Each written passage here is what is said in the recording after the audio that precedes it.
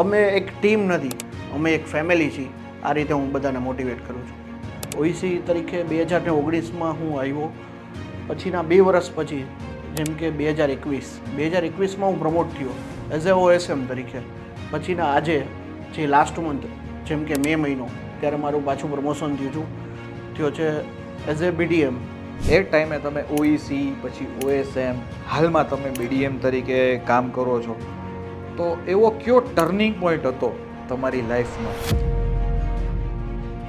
તો અત્યારે એઆઈ વેચો, રેમરોમ નહીં.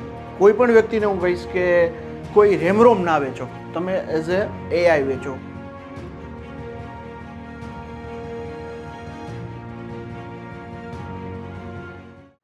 નમસ્તે મિત્રો, આજનો હું તમારો હોસ્ટ કેયુર ચૌહાણ અને મેક યોર મોમેન્ટ પોડકાસ્ટની અંદર આજે આપણે વાત કરવાના છીએ આપણા ઓપ્પો ગુજરાતના બીડીએમ શ્રી સાવંત સર સાથે.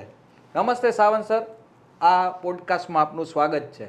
નમસ્તે કેયુરભાઈ, તમારો ખૂબ ખૂબ આભાર કે મને અહીંયા પોડકાસ્ટમાં બોલાવવા બદલ. તમારો ખૂબ ખૂબ આભાર.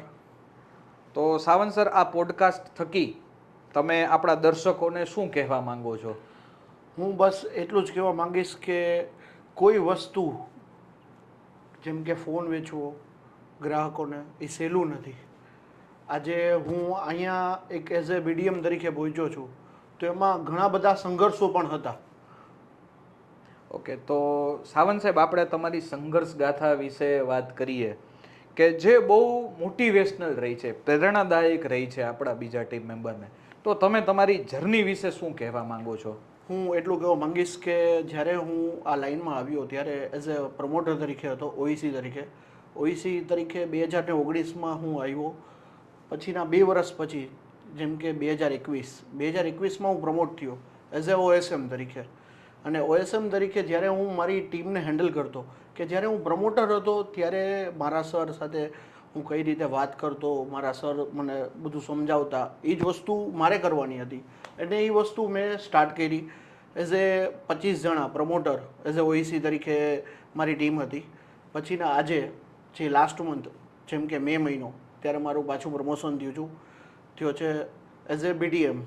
તો સાવનભાઈ, બીજા ઓઈસી મિત્રોએ પણ તમારી જેમ બીડીએમ બનવું હોય તો એ લોકોએ શું કરવું જોઈએ? જો બીડીએમ બનવું એટલું સહેલું પણ નથી. જેમ કે બીડીએમ બનવું હોય તો ઘણા બધા એના રૂલ્સ રેગ્યુલેશન છે ફોલો કરવા પડે. જેમ કે જ્યારે પ્રમોટર હતા ત્યારે ટ્રેનિંગ લેવી, ટ્રેનિંગ લઈ અને ટ્રેનિંગ લીધા પછી બધું પૂરું નથી થઈ જતું. જ્યારે પણ સામો એ ફોન આવે, જેમ કે હેન્ડસેટ આવે, ત્યારે એ વેચવું, કસ્ટમરને સમજાવવું ખાલી રેમરોમ નથી. આપણે રેમરોમ નથી વેચતા, આપણે એઝ એ એઆઈ વેચી છીએ. કે અત્યારે હું એમ કહું કે એઆઈનો જમાનો છે, તો અત્યારે એઆઈ વેચો, રેમરોમ નહીં. કોઈ પણ વ્યક્તિને હું કહીશ કે કોઈ રેમરોમ ના વેચો, તમે એઝ એ એઆઈ વેચો. અત્યારે જમાનો છે એઆઈનો, તો તમે એઆઈ વેચશો તો તમારો ફોન આરામથી સેલ થશે. સાવંત સર, તમે તમારી જર્ની એઝ એ ઓઈસી ચાલુ કરીને અત્યારે તમે બીડીએમ છો, તો આપણા કરંટ ઓઈસીએ પણ તમારી જેમ બીડીએમ બનવું હોય તો શું શું વાત ધ્યાનમાં રાખવી જોઈએ? જો જ્યારે હું એઝ એ ઓઈસી હતો ત્યારે એવું આવતું કે ભાઈ એઝ એક બજેટ કે ભાઈ 10-12 હજાર સુધીમાં બધા ફોન આવી જતા.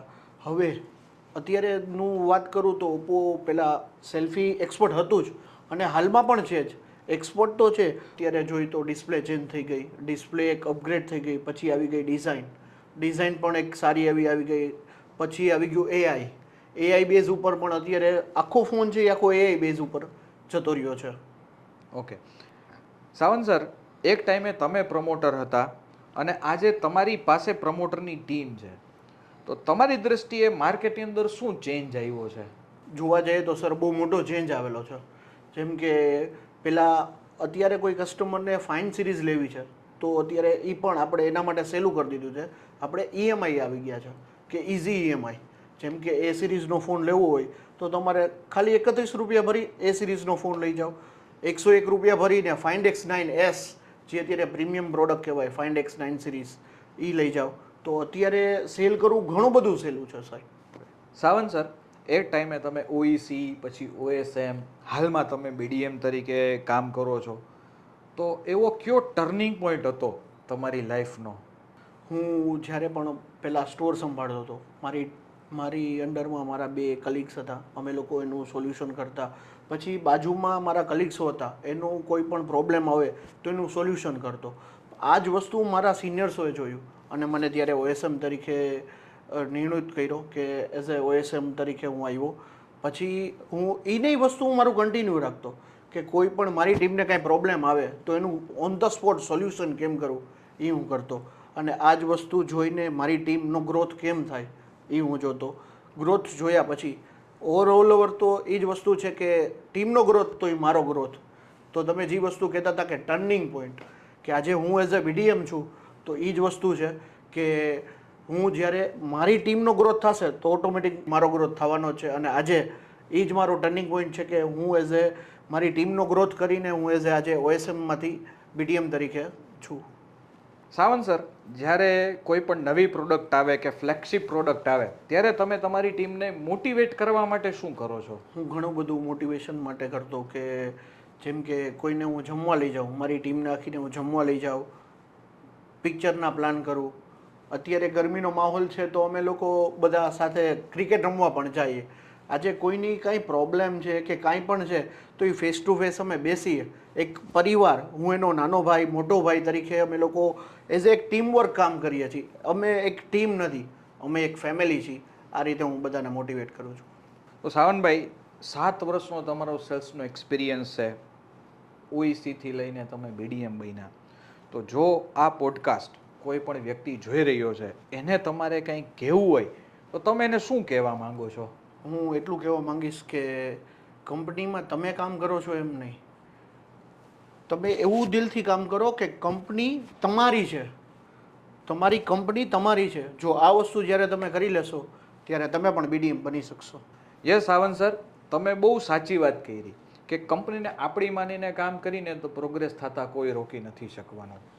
તો હું મારા આ પોડકાસ્ટના દર્શકોને કહેવા માંગીશ કે ભલે તમે તમારા માટે કામ કરતા હોય કે તમે તમારી ટીમ માટે કામ કરતા હોય, જરૂરી છે કે લોકોને સમજો અને એની સાથે પારિવારિક રીતે જો તમે કામ કરાવશો તો તમે પણ એક દિવસ સાવંત સરની જેમ પ્રમોટ થઈને BDM બનશો. તો નેક્સ્ટ પોડકાસ્ટની અંદર આપણે લઈને આવીશું એક નવા ટીમ મેમ્બરને. ત્યાં સુધી ઓપ્પોનો મેક યોર મોમેન્ટ પોડકાસ્ટમાં વિરામ લઈએ. થેન્ક યુ સો મચ બધાને. હરિઓમ.